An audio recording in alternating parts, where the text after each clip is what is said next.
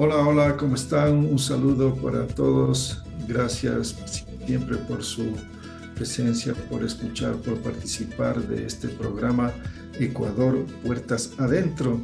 Es un programa de EcoRed, parte de la Escuela Alteridad.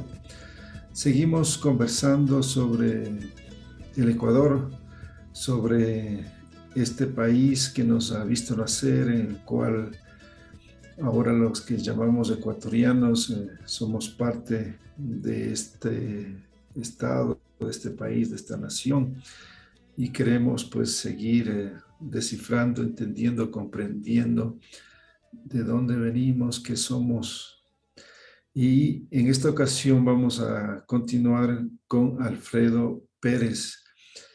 Con él vamos a tratar de seguir profundizando y ampliando esta reflexión. ¿Qué tal, Alfredo? ¿Cómo estás? Hola, buenas tardes, mi querido Atahualpa. Aquí, con un poco de frío, el clima está, medio enrarecido. Ha llovido todo el tiempo. Este día no tanto, pero en todo caso, con los ánimos arriba porque hay que seguir caminando. Qué bien, así es, hay que seguir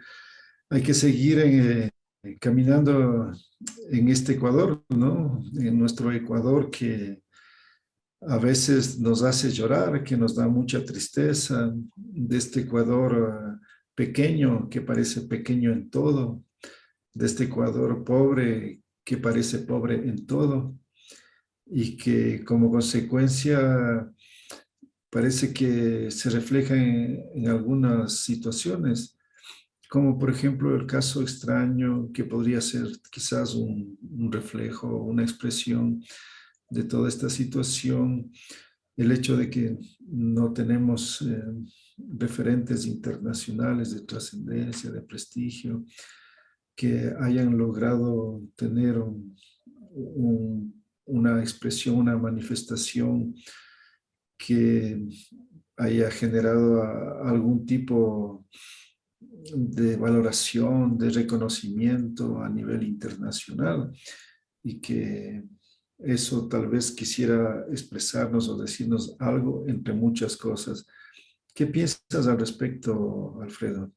Verás, Atahualpa, cuando tú dices este país que nos ha hecho llorar, es verdad, pero en lo personal yo te digo que yo he dejado de llorar por este país. En todo caso, lo que yo tengo es bronca, porque eso de la pena de este país, del pasillo de este país, de la rocola, de la tristeza, digamos, del tiempo que se nos influyó con el modernismo y la decapitación, digamos, del ser, ¿no? Que se expresa en este país en los poetas de los decapitados. Yo dejé de tener este sentimiento cuando descubro que nosotros tenemos antecedentes mucho más profundos que los que los que se fundaron a partir de la República, ¿no? Incluso en la etapa de la conquista española. Entonces, y sobre todo cuando uno en la universidad aprende a quejarse de las cosas, cuando uno aprenda en la academia a cuestionar las cosas, pero sin un sentido más que el que corresponde a lo oficial. Es decir, en una etapa eh, mía personal, que uno va por la línea del marxismo, de la revolución, de los anhelos de los grandes cambios, uno ve que esos cambios no se cumplen, que esos cambios se convierten en utopía y por lo tanto producen frustración, producen tristeza. Tú te das cuenta que en este país de los grandes poderes dominantes, son ellos los que han estado controlando estos procesos republicanos y entonces resulta imposible desbaratar eso. Yo me recuerdo que una vez egresado de la Universidad Central de la Facultad de Comunicación, entré a trabajar al Congreso Nacional, en la sala de prensa del Congreso Nacional, y dije, ¿cómo es posible que nosotros unos cuantos muchachos, unos cuantos dirigentes sindicales, unos cuantos obreros, unos cuantos campesinos queramos destruir este Estado tan poderoso, tan complejo, tan lleno de enlaces eh, que son conveniencia de los poderes económicos, que son conveniencia de los poderes industriales, comerciales. Difícil le veía eso yo. Y también he perdido, digamos, esa tristeza por el país, porque ahora entiendo que la historia que nos han contado es la historia oficial, digamos, la historia de los vencedores, la historia de quienes fundaron esta república, la historia de quienes repartieron las tierras de las comunidades andinas, de las comunidades indígenas. O sea, entender estas cosas para mí ha sido como abrir una luz en mi conciencia para poder darme cuenta que lo que hay que hacer ahora es escribir una nueva historia, digamos, refundar la conciencia para poder nosotros emprender un camino de prácticas que nos permita esa refundación que las organizaciones políticas han hablado. Entonces, por ahí vamos encontrando, digamos, las raíces de este país dual, digamos, ¿no? De este país dual que corresponde a los que obedecen y los destinados, digamos, a mandar. Yo, la verdad es que me parece que la historia contada ha sido una historia desde la perspectiva de los vencedores, pero también de la perspectiva de los vencidos, pero de los vencidos desde la perspectiva, ¿no es cierto?, de un materialismo dialéctico que se ha ocupado, ¿no es cierto?, de hacer ver nuestra historia como una historia, digamos, solamente de tragedias y no de virtudes, incluido incluso lo colonial. Ahora leía por ahí a alguien que decía que caminar por Quito es como caminar por una obra de arte. Claro que es una obra de arte, a simple vista, como un paisaje cultural nato que está en este tiempo, ¿no? Pero atrás de ese arte se esconde otro arte que tiene mayor contenido. Y es ese contenido el que nosotros debemos explorar. Es ese contenido el que nosotros debemos resaltar. Bueno, existen instituciones públicas como el Ministerio de Cultura que no se ha ocupado de ese rescate, de esa valoración, de lo que está atrás de lo colonial, de lo que está atrás de las obras de las grandes iglesias, que está atrás de las grandes avenidas, que está atrás de los grandes monumentos, ¿no? Entonces, por ahí me parece que hay que ocuparse de eso y las instituciones que hacen cultura, como la Casa de la Cultura, como el Ministerio de Cultura, deben hacer nuevos emprendimientos, mejor dicho, para poder capturar eso que está escondido y que hace que nosotros no tengamos o no partamos, digamos, de nuestras verdaderas raíces. Ahí tenemos, por ejemplo, en el arte, ¿no? A Osvaldo Guayasamín.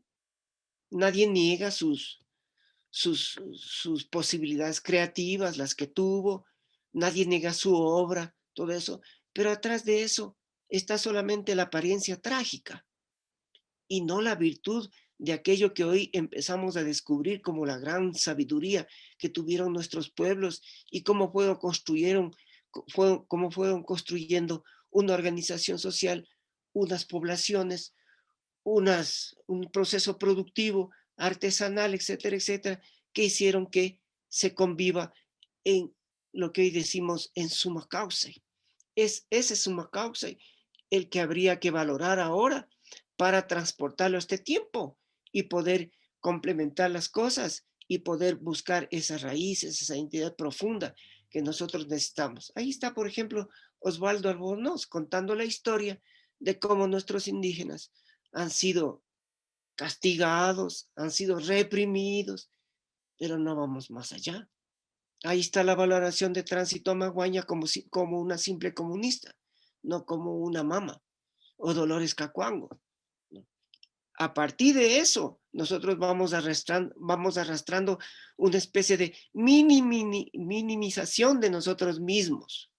Entonces, cuando tú dices que en el Ecuador no hay grandes nombres, es porque hay esa minimización, es porque hay esa negación de nosotros mismos, y esa negación, ¿no?, se expresa en la administración del Estado. El Estado, tú ves a todos los gobernantes haciendo propuestas, tú ves a todos los asambleístas, ves a los gobernantes locales, alcaldes, concejales, presidentes de las juntas parroquiales, etcétera, etcétera, que tienen una mentalidad colonizada. Por lo tanto, no puede fluir en la administración pública otras perspectivas de lo que realmente nosotros somos. ¿Te das cuenta? Entonces, sucede que la Casa de la Cultura, por ejemplo, no puede promocionar a sus escritores más allá de las obras X que hayan escrito o la publicación de una cantidad de números. Pero no se diga la Cancillería, que, no, que hasta hace poco nomás me parece que tiene agregados culturales que son pura burocracia, que ni siquiera saben quiénes son los escritores que hay en este Quito, que ni siquiera sabe cuáles son las grandes obras pictóricas, etcétera, cosas. Quito Patrimonio de la Humanidad. No se promociona.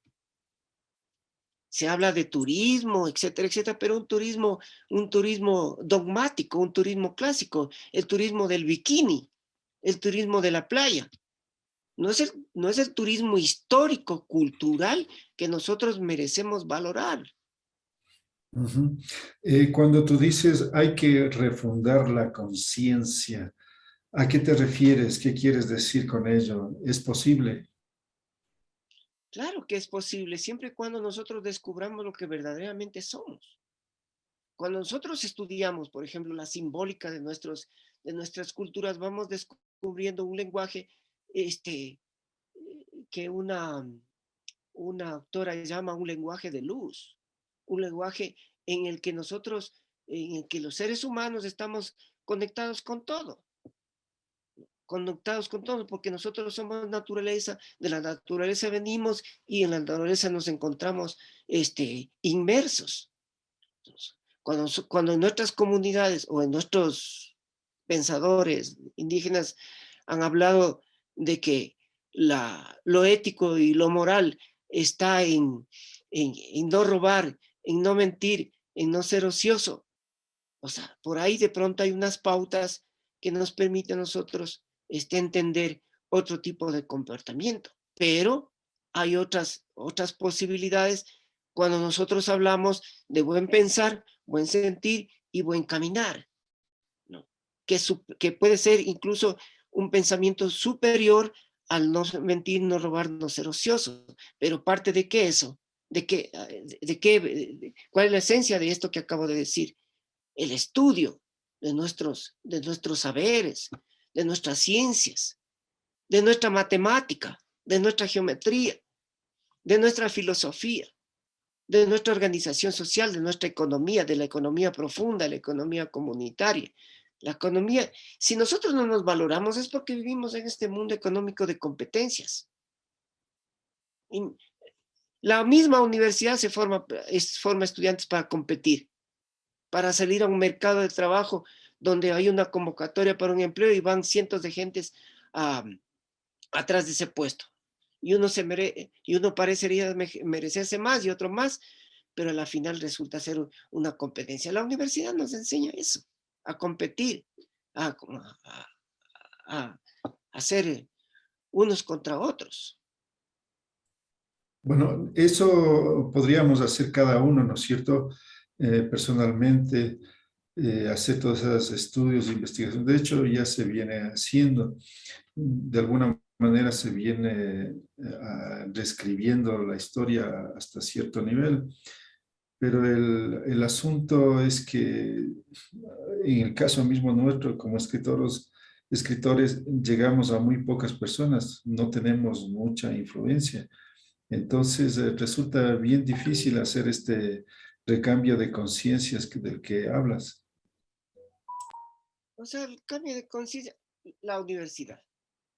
La universidad, yo pienso que la universidad es la clave de algunos cambios. Imagínate que en la época de la década del 60, del 70 y hasta del 80, con la Revolución Cubana y con la venida de la literatura marxista, se forma un montón de gente, una cantidad de gente, no sé si montón, pero se forma una cantidad de gente que asume esa teoría y que la lleva a la práctica y que le llama la revolución proletaria. La teoría, porque por ahí empiezan a formarse los líderes estudiantiles, los líderes sindicales, incluso los líderes indígenas, algunos de la época del 60, del 70. Se organizan los partidos, las organizaciones sociales, el Partido Comunista, el Partido Socialista, el Movimiento de Izquierda Revolucionaria, la izquierda cristiana, hasta la izquierda cristiana es marxista. Entonces, ¿cuál es digamos, el germen de esa teoría? ¿Dónde se traduce el entendimiento o la enseñanza o el aprendizaje de esa teoría? Es en la universidad. Ahora, si la universidad adoptó, digamos, con el materialismo dialéctico, con el materialismo histórico dialéctico, con la Revolución de Córdoba en Argentina, en la década del 60, y de ahí se asume ciertas responsabilidades, yo digo hasta militares, ¿no? Las guerrillas, etcétera, cosas por el estilo. ¿Qué se podría hacer si es que los conocimientos nuestros, que ya están escritos en los libros como los tuyos, que los he leído todos, ¿no? Como los libros que se publican acá en el colectivo Quito Milenario, se estudiaran en la universidad?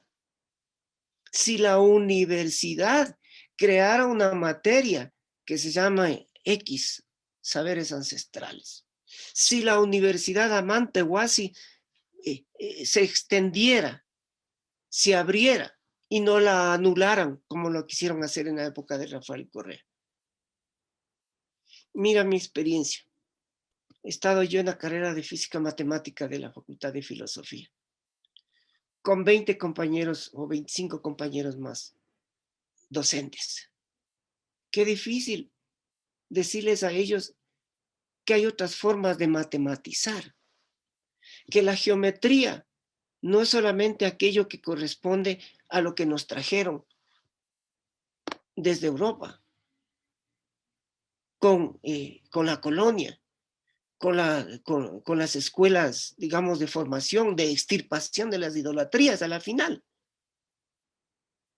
Qué difícil hablar con ellos porque cuando creen que las categorías que aprendieron de sus profesores, que a su vez aprendieron de otros y para atrás de otros, ¿no?, se vigencian y son las únicas que pueden ser discernidas entre los estudiantes.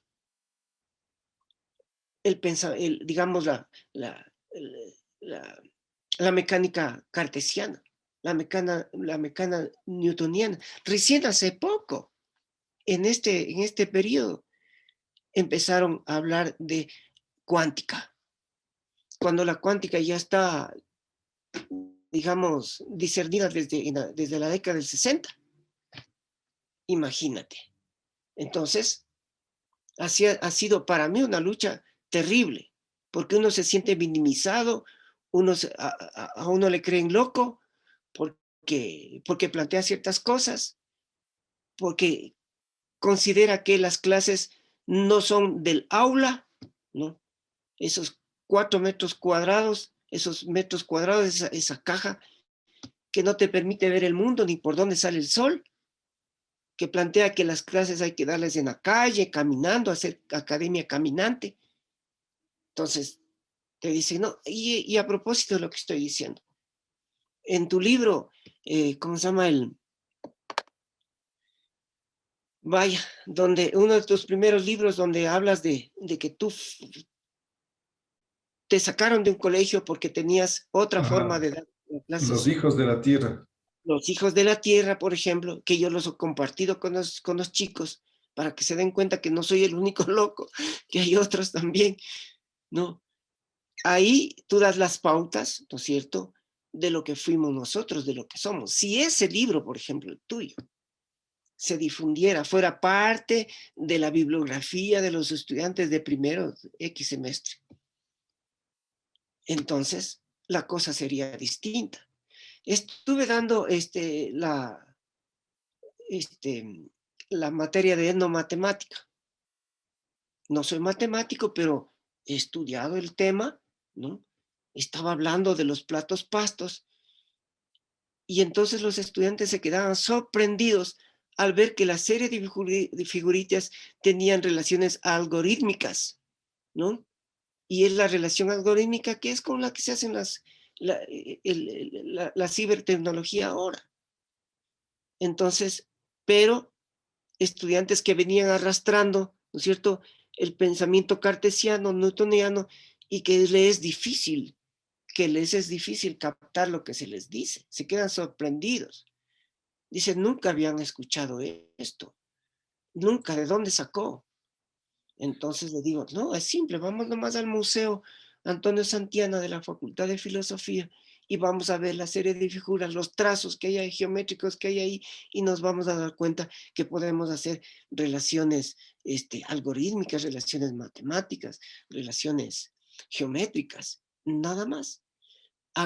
Le propongo a los directivos de la carrera que los muchachos hagan tesis, sus monografías de graduación de esas figuras, de sus análisis, y no, para ellos es más importante, el sistema tal para hacer tal cosa.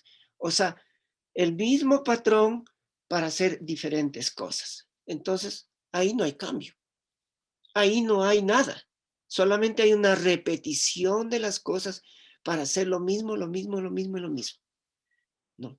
Pero si en la universidad se hiciera, digamos, se implementara este tipo de conocimientos distintos sería. Igual en comunicación, el estudio del lenguaje.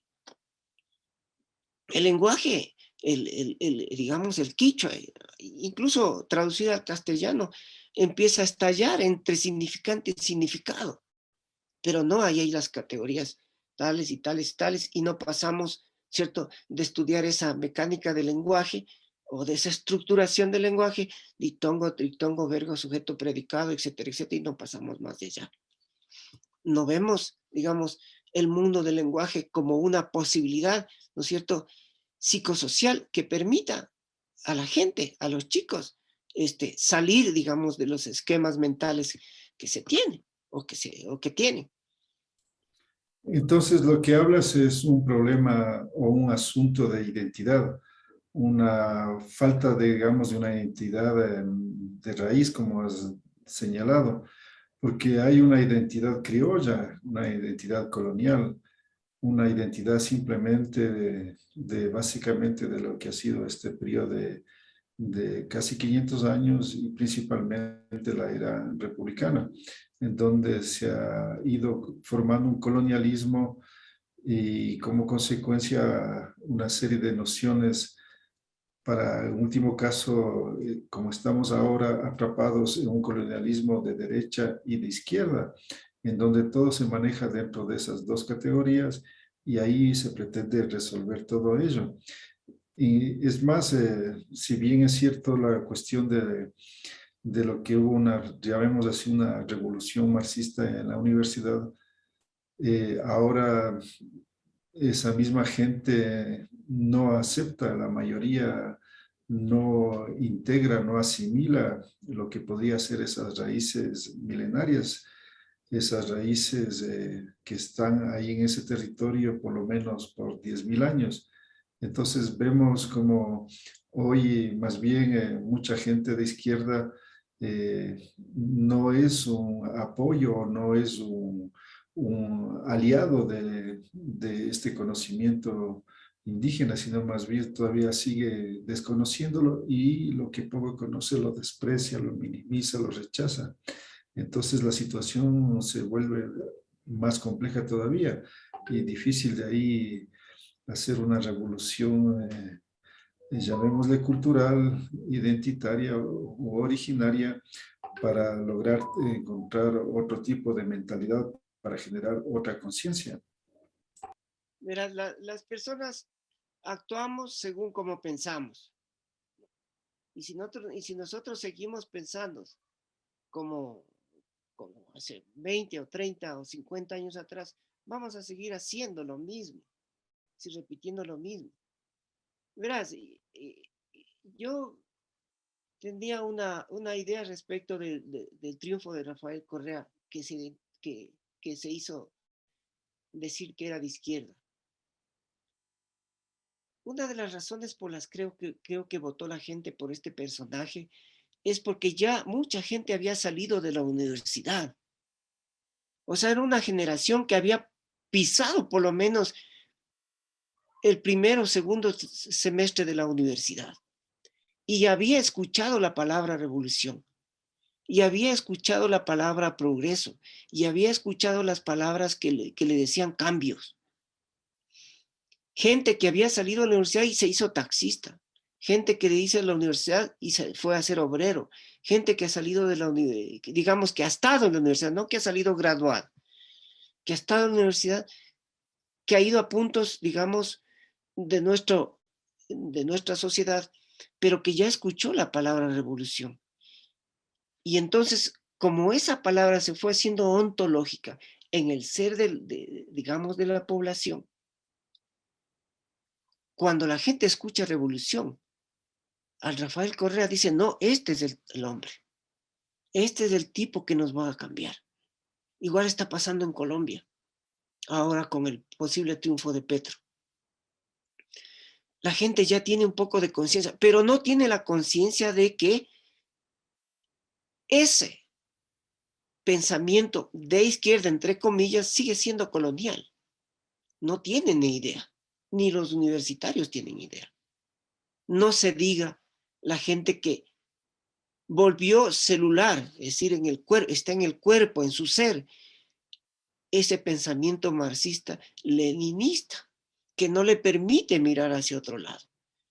Yo te digo esto por experiencia propia, porque uno caminó por ese lado, hasta cuando se destruyó la Unión Soviética y uno no sabía qué decir. Bueno, eso fue una ilusión y se quedó sin piso. O me quedé sin piso. Por suerte se atravesó en el camino cierta gente que me enseñó ciertas cosas, a pesar de que ya había tenido algunos caminares por ahí, y fui recuperando, digamos, mi ser más profundo.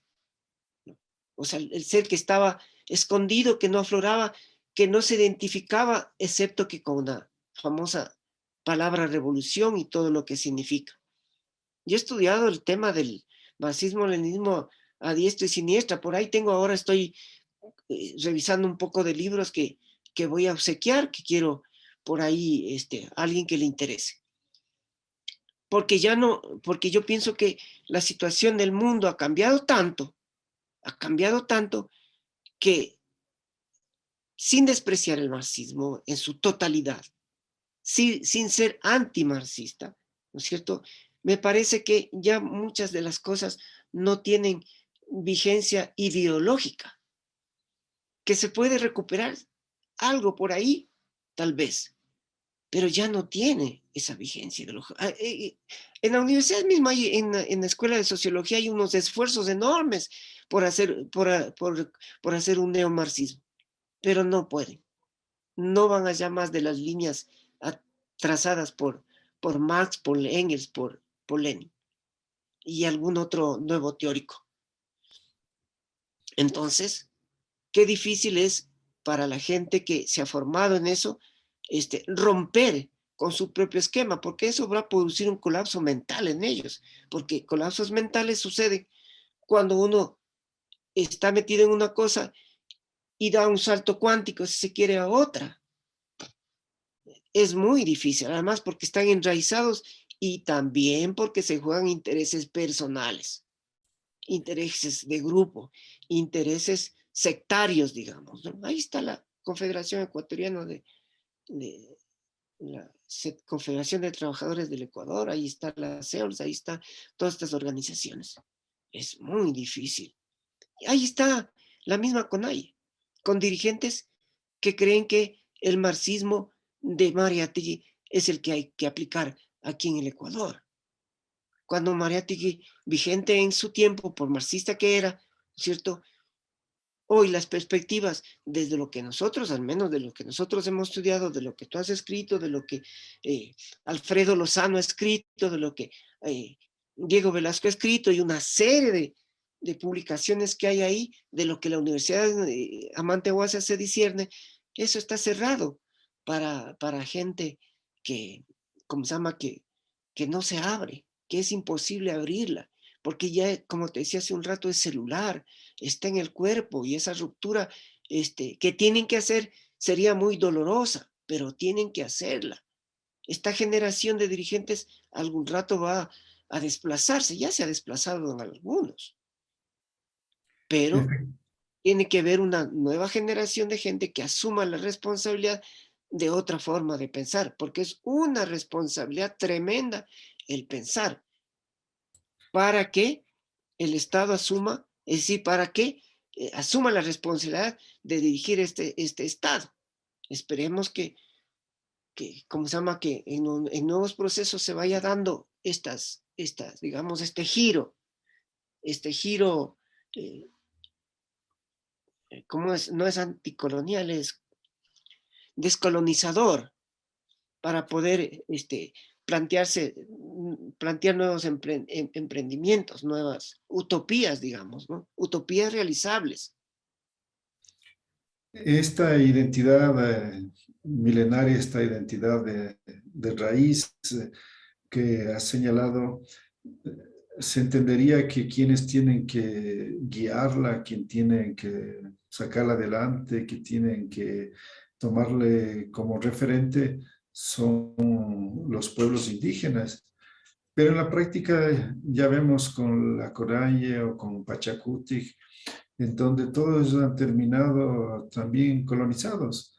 Es decir, han asimilado el pensamiento del colonizador de derecha a izquierda y por otro lado han asimilado una serie de características o de formas en los cuales ya vemos la corrupción, el oportunismo, la viveza, como se expresa claramente en el caso de Pachacuti, y así muchas personas en las cuales ya no se puede, digamos, tener una esperanza, una, una idea de que podrían ser quienes nos den la luz como teníamos hasta hace unos 20 años en que el movimiento indígena se presentaba como la opción, como quien podría guiar este proceso, pero ahora ya vemos que no es así. Incluso quienes están dedicados a las investigaciones de estos temas andinos o indígenas o milenarios, más bien son gente que se llama mestiza, ¿no? Que no me gusta mucho ese término, hace referencia, pero casi son la mayoría, ¿no? Entonces vemos de que muchos de ellos están queriendo ser más bien nuevos ricos, están preocupados de salir de la pobreza y no de afincar su riqueza cultural. Entonces ahí otro problema grave. Verás, en alguna reunión con un grupo no me recuerdo para qué era la reunión, pero estaban varios indígenas y estábamos varios de esto que llamamos mestizos. Y entonces un indígena decía, oye, decía, ¿por qué tú hablas de los indígenas si no eres indígena? No te digo el nombre de la persona que me dijo. Yo le digo, no, la cuestión de los conocimientos ancestrales no es cuestión de los indígenas, es cuestión de todos. Y sobre todo de ustedes, compañeros. ¿Pero qué nos están enseñando a nosotros ustedes? A negociar nuestra conciencia, a negociar políticamente los intereses individuales y los intereses colectivos. Ve tú ahí lo que está pasando en la Asamblea Nacional ahora. O sea, entregando el destino de nuestro país a los corruptos de siempre, porque eso es lo que es. Entonces, qué difícil es plantearse, ¿no es cierto? O plantear el asumir responsabilidades que permitan ir por un camino, digamos, de una verdadera recuperación del sentido de este país. Aquí debe haber una revolución cultural, pero no una revolución cultural entendida como lo entienden eh, oficialmente el Ministerio de Cultura o estas personas cuyo pensamiento es el pensamiento del colonizador, ese enraizamiento colonial que tienen. Cultura no es la poesía, el teatro, la danza, la música. Eso no es cultura, eso es expresión cultural. La cultura es un todo. ¿Y cómo recuperamos ese todo para darle identidad a este país? En la década del principios del 80 se hablaba del país en ciernes, ¿no? A partir de un libro que no recuerdo el título, pero escrito por Erika Silva y su esposo, Quintero, Rafael Quintero. Rafael Quintero, del país en ciernes. Pero ese país en ciernes parte de las notaciones de la República. O sea, como que la República es la fundante, ¿no es cierto?, de todo esto que nosotros hemos tenido antes de la colonia. Pero claro, ¿cuál es su formación? Su formación es marxista.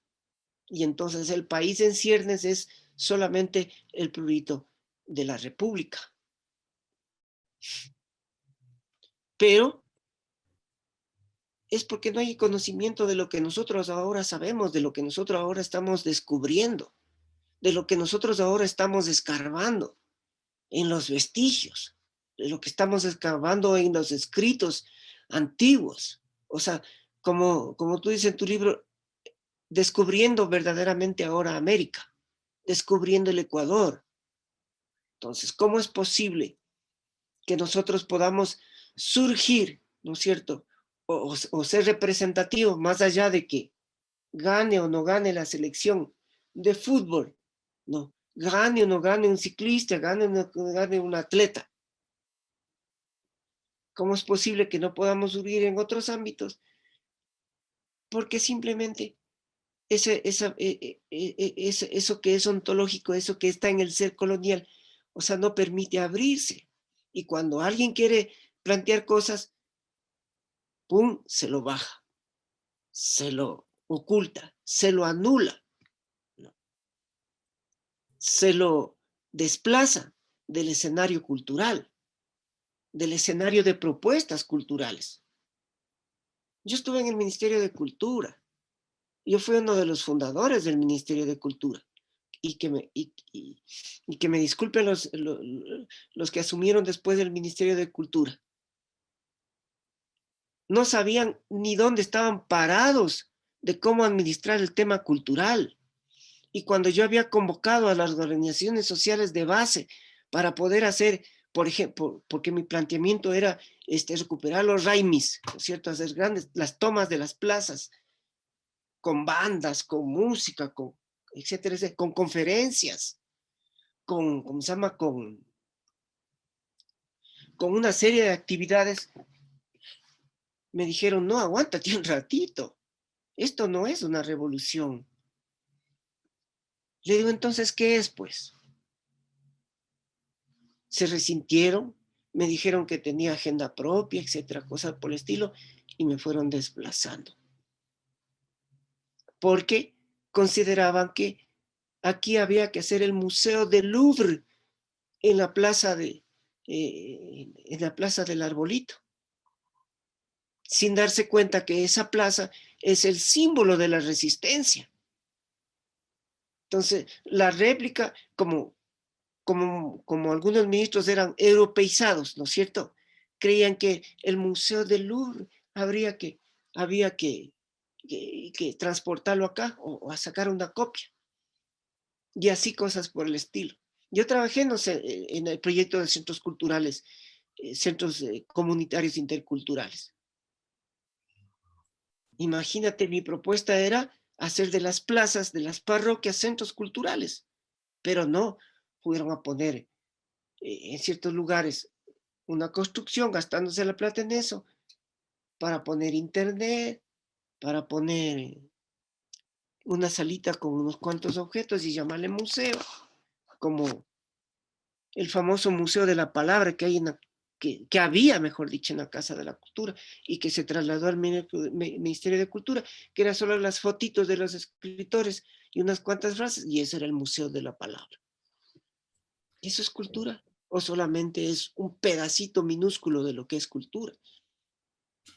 Entonces, lo que podemos discernir de lo que señala es que el asunto es de un pensamiento hegemónico, de un pensamiento establecido, delimitado, impuesto, un pensamiento colonial de derecha y de izquierda que es el que ordena y maneja en la mente de la mayoría de ecuatorianos.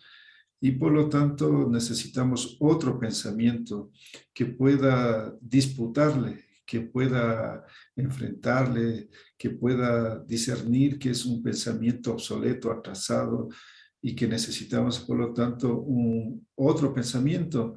Y ese pensamiento no es ir a buscar en Europa, seguir en el eurocentrismo de derecha o de izquierda, sino buscarle al interior, buscarle en nosotros mismos, en la tierra, en nuestras formas primarias. Entonces, a partir de eso, tendríamos otros referentes, otras guías y por lo tanto podríamos tener las pautas, las iniciativas, las salidas, las guías para poder salir de todo este empantanamiento. Por supuesto. Imagínate, el Ministerio de Cultura hizo un resumen, no recuerdo, un cuadro sobre los sitios patrimoniales del Ecuador. Bien, perfecto. No hay problema en eso, una lista de patrimonios. Pero no se han preocupado de que cada patrimonio, cada parte de esa lista, o sea, tiene una serie de contenidos súper importantes para varios emprendimientos. Museos, los museos de sitio, por ejemplo, que se hacen. Rumicucho, vamos a suponer. Rumicucho administrado por su propia comunidad beneficiaria, todo eso, autogestionaria, ¿no es cierto?, que permita salir en su economía local. Alacato, no sé, tantos otros lugares. Una lista que ha terminado por ahí. Parte de los libros por ahí lo tengo yo. Pero no vamos allá. Porque en este caso la institución cultural, que es la encargada, no se abre a otras posibilidades, como el turismo histórico-cultural, ni el Ministerio de Turismo se abre a lo histórico-cultural. Una vez me invitaron al Ministerio de Turismo para ver si se puede hacer el turismo histórico-cultural. Les hice el proyectito y ahí quedó. No fue más. ¿Por qué? Porque les interesa la iglesia, la forma de, bueno, cosas por el estilo, y no profundizar en contenidos. Esos otros contenidos son los que van a permitir un nuevo pensamiento, una nueva forma de ver el mundo, de ver la realidad, de ver las localidades. Si no hay ese cambio, vamos a seguir en lo mismo, siempre en lo mismo. Ese nuevo pensamiento parte de lo que nosotros va a permitirnos que nosotros tengamos identidad. Te cuento que yo no sabía quién era yo hasta cuando me introduje en estos temas de lo nuestro. O sea, yo había nacido en Guayaquil, pero ¿quién era yo? No era nadie. O sea, yo les escuchaba a mis amigos, que mi apellido es este, yo provengo de tal lugar, de tal alcurnia, o sea, haciendo este análisis familiar, ¿no? Y yo decía, ¿de dónde soy? Yo soy un paria, ¿no? Soy un paria. O sea, mi familia ha sido de origen humilde, etcétera, etcétera. O sea, tengo un apellido que no tiene más raíces no tiene raíces. Pero no se trata de apellido. Se trata de conciencia. Ahora descubro quién soy yo, que mis raíces están en lo profundo de estos territorios, ni siquiera de Quito, de Ecuador, sino de lo que llamamos Abya-Yala, de lo que llamamos Tahuantinsuyo, no de lo que llamamos, de lo que es Tahuantinsuyo. Y por ahí es mi identidad, es la identidad de todos nosotros. Es, si tuviera un apellido indígena, tal vez salvaría algo de lo mío, pero no es importante eso. Yo tengo estudiantes que tienen unos apellidos indígenas increíbles, y yo les digo, vean, agradezcan a sus padres y denles un abrazo por llevar ese apellido, ¿no? Porque Pérez no significa nada, Alfredo no significa nada, pero ustedes busquen y van a encontrar que en sus apellidos está una profunda forma de ser de lo que somos todos. Imagínate, solamente por ahí levantar esa autoestima y no minimizarles, como sé que ha pasado en la Facultad de Comunicación, al llamarle María a la indígena que tiene un nombre y apellido concreto, a la otra que tiene nombre y apellido concreto también llamarle María, y a la otra también María. ¿Te das cuenta? O sea, gente miserable que no tiene noción ni de lo que es ella misma, peor va a tener noción de lo que son sus alumnos. ¿Quiénes son los responsables? ¿Quiénes son los causantes? ¿En dónde está el meollo? ¿Cómo podemos entender a toda esta situación para poder tomar como otro elemento para buscar unos cambios reales y profundos?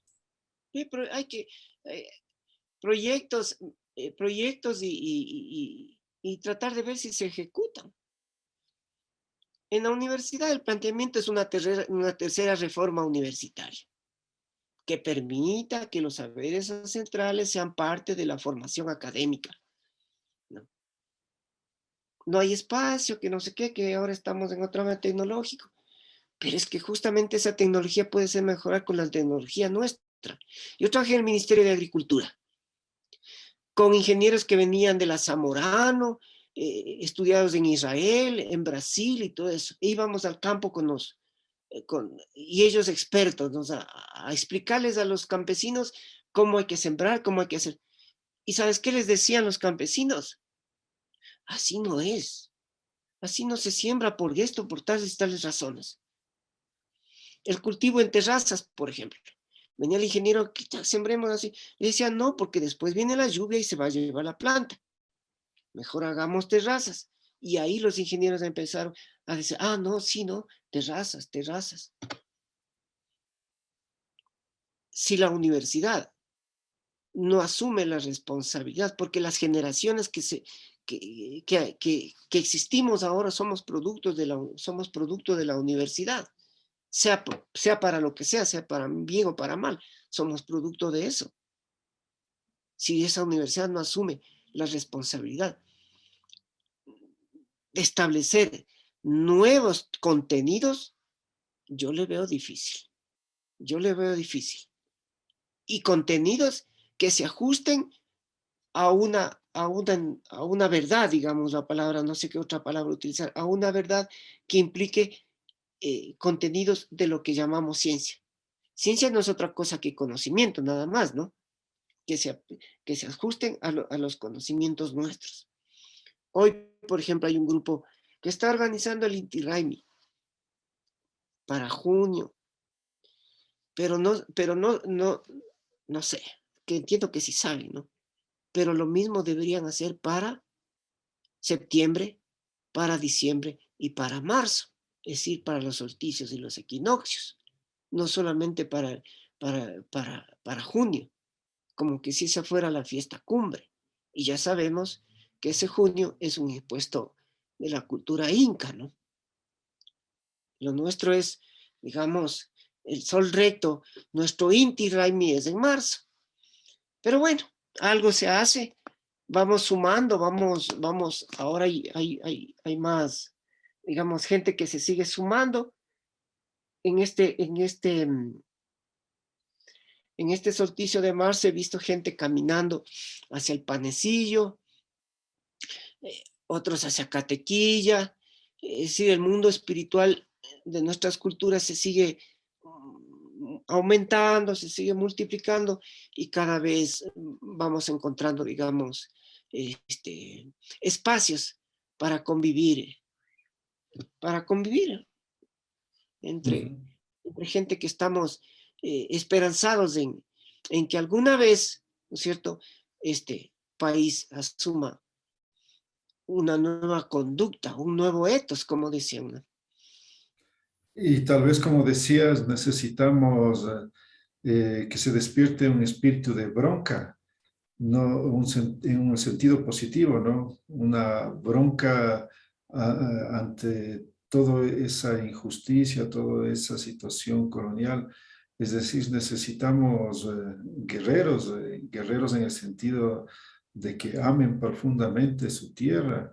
Necesitaríamos una bronca en ese sentido de tener coraje, disciplina, responsabilidad y de prepararnos profundamente, ¿no? Tener los argumentos, las capacidades, los talentos para que no sea una bronca superflua, sino una bronca realmente comprometida y más que todo basada, fundamentada, para que tenga solidez y pueda ser aceptada y valorizada por todos.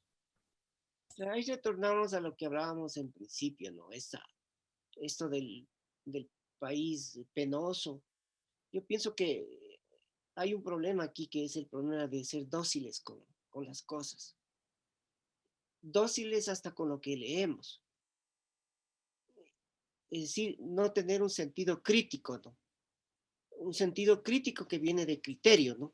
Crítica viene de criterio. Tener un criterio, ¿no es cierto? Una crítica que permita disolver aquellas cosas que son inútiles, ¿no? Que no sirven para nada en la teoría y en la práctica, y servirnos de las cosas que nos son útiles. Si nosotros, si donde yo he estado, se empezara a valorar, por ejemplo, la chacana como geometría, que yo le llamo el bim bam de nuestra cultura, porque de ahí se genera, no es que es un dibujito así nomás, pues, sino que hay una serie de relaciones que están, digamos, impregnadas en esa figura. Digo, si es que en la carrera de matemáticas se asumiera la geometría por ese lado, además del euclidiano, etcétera, tendríamos una valoración de ese símbolo, y no saber que ese símbolo se organiza en los solsticios, en los equinoccios, lo ponen en el solito con frutas y nada más, sino que tiene un gran significado. No es que se pone la frutita y cosas así nada más, sino que tiene un gran significado geo, geo, geográfico, y es geocultural, y puede tener significado geopolítico en términos territoriales, locales, ¿no? Ve ahí hay mucho que trabajar, hay cosas por hacer. Yo desde mi ventana siempre veo esta ciudad y yo me asusto cuando digo cómo ha crecido esta ciudad, qué enorme, pero cómo crece. Crece completamente desorganizada, completamente anacrónica respecto de su propia historia local. Porque si nosotros hablamos solamente de San Juan, es un barrio que se extiende hacia arriba, hacia la loma, hay que considerar que ese barrio tiene una historia ancestral, pero la gente no lo sabe. Y los administradores zonales, los municipales tampoco lo saben. Entonces, ¿cómo pueden valorar ese barrio sino a partir de la cancha de fútbol, qué sé yo, y no desde su historia, y no de sus antecedentes históricos? Igual aquí en las casas donde yo vivo. Ve, Hubo el aluvión aquí, hubo el aluvión. O sea, todo el mundo apenado por la situación. Vinieron de todas partes de gentes del Opus Dei, de la Cienciología, el Consejo Provincial, llenito de alimentos, ya no había ni dónde poner cosas que la gente ni necesitaba, porque era un punto central. Pero ese punto central, esa comuna tiene una historia. Por lo tanto, la valoración digamos, la recuperación no debe ser solamente de infraestructura, sino de un conjunto cultural de la comuna de Santa Clara de San Millán, que es histórica. Imagínate, eso no lo saben los administradores municipales. No se han preocupado de esas cosas, ni siquiera su departamento de cultura, que cree que con publicar unos libros o hacer un pequeño festival ya es todo. Entonces, y así una serie de situaciones que hay que rever, reestudiar, reemprender, reformularse para poder resignificar, digamos, esto que nosotros somos. No se trata de regresar al pasado, de ponernos alpargatas, de ponernos ponchos, no se trata de esas cosas como han dicho algunos cuando hablamos hablamos de saberes ancestrales o suma causa. No se trata de eso, se trata de esto de acá, de la cabeza, de la conciencia, para a partir de ahí decir, esto es la comuna de Santa Clara de San Millán, esto es Cotocollao, esto es la Vicentina, para que la gente ame lo que es, ame lo que tiene y cuide lo que tiene y valore y lo explore y lo explote incluso. Con Diego Velasco estábamos en la carrera de turismo histórico-cultural. Creíamos que un buen proyecto era hacer las rutas del conocimiento, que es una ruta histórico-cultural nada más, ¿no? Valorar, por ejemplo, lo que hace la Mama Rosario Pichamba, cuando hace una peregrinación desde el Panecillo hasta Catequilla y va acompañada de jóvenes, pero eso no, al Ministerio de Cultura ni sabe, ni se entera, a pesar que se le dice. Pero no, más importante es el Enrique Aymara, el cine que se ha producido, un cine pésimo además, un cine que se ha producido por ahí, qué sé yo, no más. Entonces, para ir finalizando, Alfredo, necesitamos mucha gente como ti, como los que has nombrado, como tantos que están en este camino, pero que todavía son muy poquitos en relación a la población. Entonces necesitamos muchas personas con otra mentalidad para que puedan orientar, guiar y cambiar. Así que es una tarea larga, fuerte, de seguir formando, de seguir preparando a nueva gente, para así lograr, pues quizás enrumbar o hacer un reumbramiento de este país. Algo que quieras señalar para finalizar, Alfredo.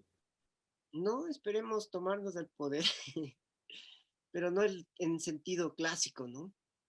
Sino en sentido de ir multiplicando lo que nosotros estamos descubriendo, lo que estamos sabiendo. Por suerte tenemos espacios en los que podemos discutir, analizar, participar. Cada vez hay centros ceremoniales que se van dando. La gente en este Capa Raimi, he visto como más jóvenes se han juntado. Y bueno, por ese camino vamos y pues en ese camino moriremos. En Muy ese bien. camino estaremos.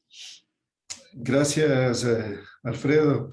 Muy interesante, muy importante tus aportes. Un abrazo, nos vemos. Un gusto, mi querido Atahualpa.